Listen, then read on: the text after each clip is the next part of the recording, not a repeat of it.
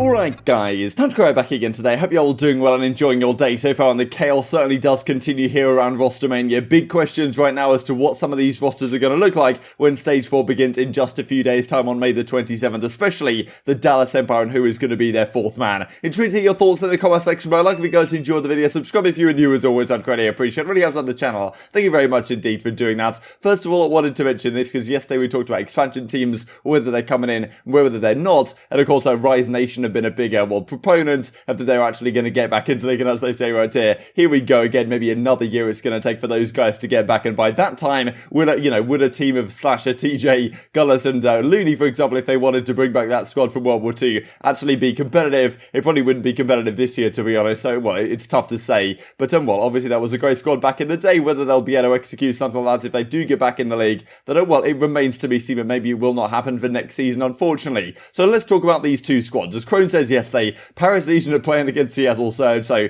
the two teams that have, been significantly making changes these last several days. Classic, it seems like, is on Seattle, and Zaptius on the Paris team in the lobby. I think he even replies to show some more screenshots of them in some other lobbies as well. So Zaptius, Scraps, Temp, and Cellium. Well, okay, not Cellium obviously on the team, but they've got Acro on the team. This is when they're scrimming up against Atlanta FaZe, and then of course you've got Classic, Gunless, Prestinni, and Octane on the other side of things on the Seattle Surge squad. So that's what's been going on, and I mean, it's interesting. First of all, like, I see the Zaptius change to Paris is certainly, I think it's somewhat of a surprise. I mean, Classic going the other way. I guess both teams felt like they needed a change. Is this the change that really steps these teams up? That's the problem. Like, if I'm London right now, I'm looking down there at the bottom four, and I'm thinking this is super achievable, because I don't see how Seattle really get too much better with this change, if at all. I'm not sure how Paris really get too much better either. Both of those teams are right down there at the bottom of the league right now with 11th and 12th. Therefore, if I'm a team that isn't those squads, I'm thinking, okay, I've got a great shot really to try and elevate myself above these teams to get to the World Championships. So yeah, surprising, I guess, for both of these teams. Who knows though? All you really need as one of these squads is to pull off a phenomenal run at one of the stages and then into one of the majors, and you have a great shot once again of making it to the World Championship. So, who knows what will happen. We'll talk about these teams in more detail when these get confirmed, I imagine, over the coming days, but still, not exactly a blockbuster changes by any means for these organisations, I would argue. And I thought this is kind of funny, because as Crone says, caught Loony slipping on stream, scrolling his friends list when, he saw this lobby. It was indeed, in effect, full said he caught me slipping like it's on me to keep all of this secret. Of course, Crone linked it a couple of days ago anyway, so we kind of knew it was going to happen. And just, this from Lion Man, who's been starting up the Stage 3 cards. And of course, Classic statistics over at the Paris Legion weren't exactly pretty last stage, certainly. So, it seems like Seattle have gone down the route of, right, we'll get rid of Loony, who wasn't one of the best performing players. We'll bring in Classic, and of course, they've got some existing chemistry right there. That is, tend to be how the players on Seattle like to run their organisations. Whether that's actually going to be effective for them does certainly remain to be seen. So, let's talk about this then. Dallas Empire confirmed yesterday a roster change is going to be going down. We're incredibly thankful to Felo for stepping into our starting lineup over the past few weeks. Interesting, they use exactly the same template. I mean, I'm sure you guys remember this one from when the Huke change happened. We looked at it a number of times. As of today, he will be moving back to a reserve role. We'll be bringing a new player to the Empire. More to come, say Dallas. So, officially a change. We talked about this yesterday, the fact that they were maybe considering a Felo benching option. But of course, there's big questions right now, right? They confirmed this change, but no fourth has yet been confirmed. Maybe it'll happen later today sometime. I'll update you guys as soon as we are indeed aware. But, who knows? They're bringing in someone else. Of course, the options right now on the table for them aren't exactly spectacular. Huke is long gone. This was the big question that we really raised, the fact that they have no backup plan if things don't go to plan. I guess the backup plan is that you've got a load of money in the bank now with selling Huke to Los Angeles Thieves. Therefore, you can make actually a pretty big move here and pay some buyouts for some pretty big players if you wanted to go down that route. There's clearly a lot of talent on the bench. The question is there enough SMG talent on the bench if they want ILLey to go back to the kind of AR role, the fast AR role, Crim on the kind of slower AR role, and then have, of course, Shotzzy as the main SMG on the team, and then bring in another SMG. That's what I imagine they're trying to do, but, who knows what players are actually perfectly viable in that spot. There's been discussion about TJ, there's been discussion about John, there's been discussion about Vivid. I'm pretty sure Crone said that maybe John is, not an option for whatever reason. Saint has also been a discussion. We'll look at that in a second. But another major discussion, of course, is Douglas sent to Martin. And as well, the flag says, the survey says, we are an L. I thought, good job from Gersh once again here on the timeline. So, of course, Felo finds himself in a tough spot. A little adversity never hurt anybody. I mean, I feel bad for Felo in a sense, right? He comes into pretty much an impossible situation. He was never expected to come into the team and drop crazy numbers. They were really hoping he would just fill the roles and, bring some good communication to the team and make the minimap look a little bit better while, ILLey took over in the slaying in that SMG role. Hasn't really really happen. They've decided to go down another route here, and Felo finds himself as the odd man out once again. Kind of understandably so, but at the end of the day, he stepped into a difficult spot, and it's not exactly his fault that this team seems to be falling apart, I would argue, at the present time. They clearly need some sort of change. It was Parasite and some other players were talking about a few days ago, the fact that they think this team needs 2 changes. Doesn't seem like they're making 2 changes, right? Seems like they want to build around the core that they have. I mean, maybe you could argue ILLey is the one that should be going somewhere if they are going to make another change on this team. Maybe they will leave that a little bit, but of course, look, he won the World Championship last year. I can understand the fact that Huke's gone. They want to build around the remainder of the core that they have, but can they find another piece that's actually going to take this squad back to the top? It's going to be pretty difficult to do so with a lot of the really top talent locked up on some other organisations, and whether you want to target them, that is another question. Someone you could certainly target is, of course, Douglas Martin, and it's kind of confusing what's going on with Doug. I don't really understand whether this is just pure bait all over the timeline or something is happening. Of course, no, he's not joining the Dallas Empire or the Seattle Surge. I don't want to, get that mixed up, but at the same time, there has been some tweets from Doug saying that there's at least been some discussions with, well, some teams. I think he was talking about it on stream last night as well. He talks about, right here, I look pretty damn good in this black and gold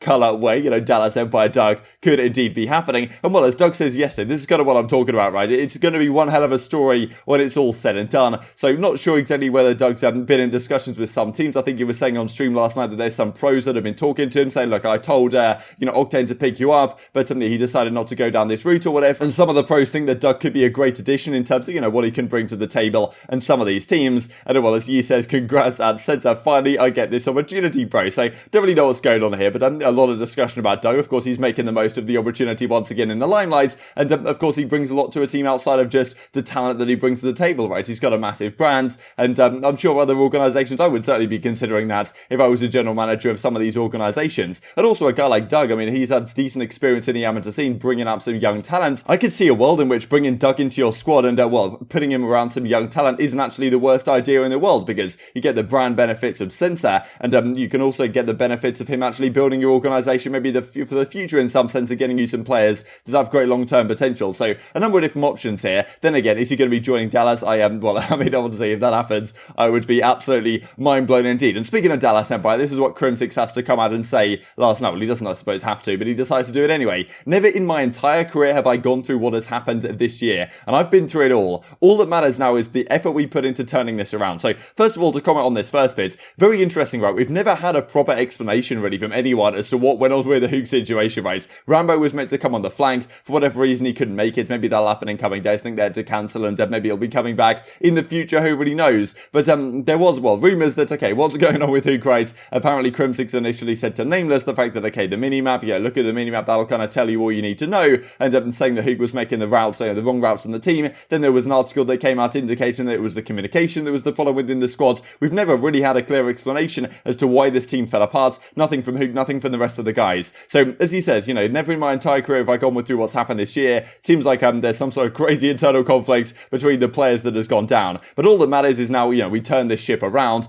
Everyone can say what they want, think what they want, but no one can judge effort. That's between you, and we are going to give it our absolute all to turn things around. Appreciate all the true fans of Dallas Empire holding strong through this trying time. Looking forward to the rest of the season, and we're going to be putting our best foot forward from here on out. When I first saw this, I was like, just the way it was done, it looked like almost a retirement message. I was like, I got concerned for a second, but, thankfully Crimsix is powering on, and trying to find a new squad that is going to work. Is one change enough? I'm not necessarily sure, and it depends, of course, who that change is for. Because as Nameless says, could it be Slasher back in the building? I can't see any world where Crimsix and Slasher on a team is going to work, especially given that you would then need ILLey to still run the SMG. I mean, honestly, that'd be absolute chaos. But, there's been some crazy roster moves so far this season. I wouldn't put it past some of these teams to make some absolutely crazy stuff, but at the same time, if you've just got all this money from Huke, from the Los Angeles Thieves, are you going to go back and get Slasher on that team? I'm sure his buyout would also be incredible. I'm sure he's making a lot of cash sitting there on the bench right now. There's certainly questions about that as well. The other questions have been around Saints, right? Because he's been sitting on the bench, or at least on the New York Subliners Academy, pretty much this entire season.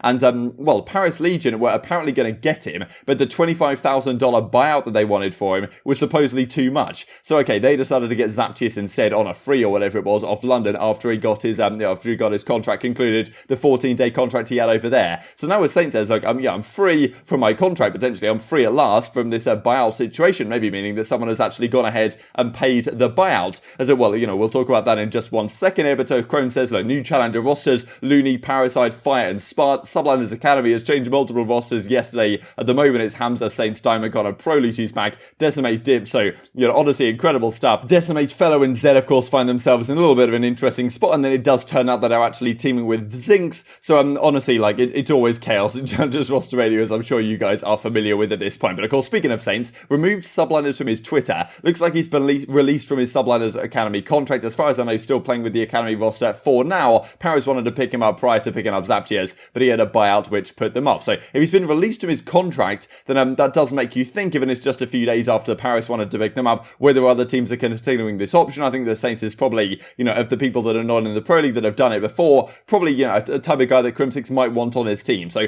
it's interesting to see. I think TJ is certainly in consideration. I mean, Saints might be a guy to consider.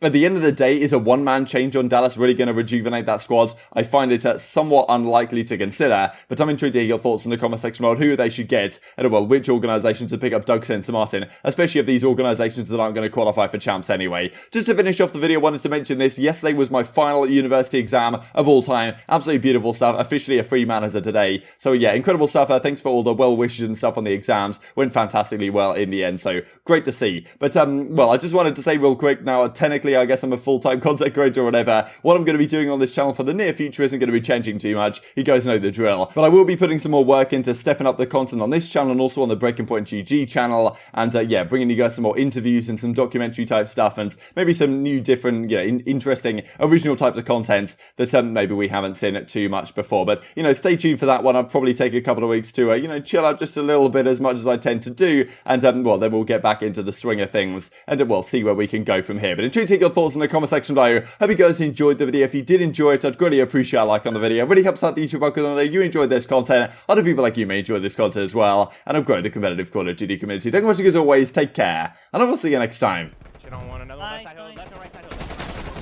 One money. Money, bones, one shot. Did we get water? Yeah, Yeah, you got him. I'll get plenty. Last one. Yeah, come here. So they're all dead. I have water. Yeah, water. I want to I'll play give them. I'll play them. I see one. There's one in D-back. You have money, man. All hitting your phone. Ring on me. You guys playing? I have shakes. One's money, anything? You guys playing? One. I don't know what these guys are doing. I missed.